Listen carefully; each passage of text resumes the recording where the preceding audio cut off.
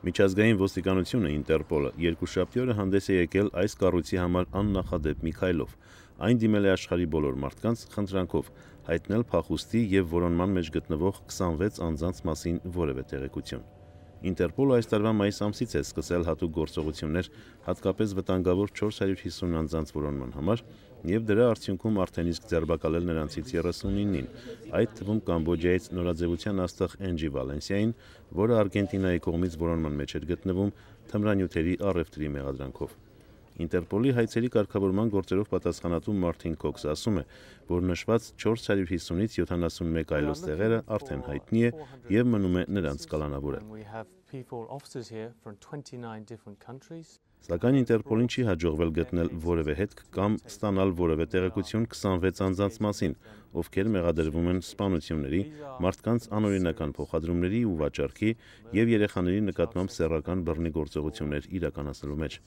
Աշխարհում տեղի ունեցող հանցագործությունների դեմ պայքարող միջազգային այս ոստիկանությունը, որի միջոցով միմյանց են կապվում աշխարհի 186 երկրների ոստիկանական ուժեր, սովորաբար գործում է կուլիսների հետևում։ Եվ սա պատմության մեջ առաջին անգամն է, որ Ինտերպոլը դիմում է նման թվով մարդկանց հայտնաբերելու համար հասարակական օգնությանը։ Ըստ Քոքսի այս 26 անձանց մի մասը որոնման մեջ է արդեն երկար տարիներ։ Նրանք տարբեր երկրներ անցնելու եւ այնտեղ բնակվելու ու աշխատելու համար կիրառում են լեզվական իրենց բարձր իմացությունն ու հմտությունները։ Օրինակ, պեդոֆիլիայի երեխաների հետ սեռական հարաբերությունների մեջ մեղադրվող մի ամերիկացի այժմ գտնվում է Եվրոպայում եւ կարող է հանգիստ աշխատանք ունենալ Ֆրանսիայում, Իսպանիայում կամ Իտալիայում, քանի որ բոլոր այս լեզուները տիրապետում է գերազանց։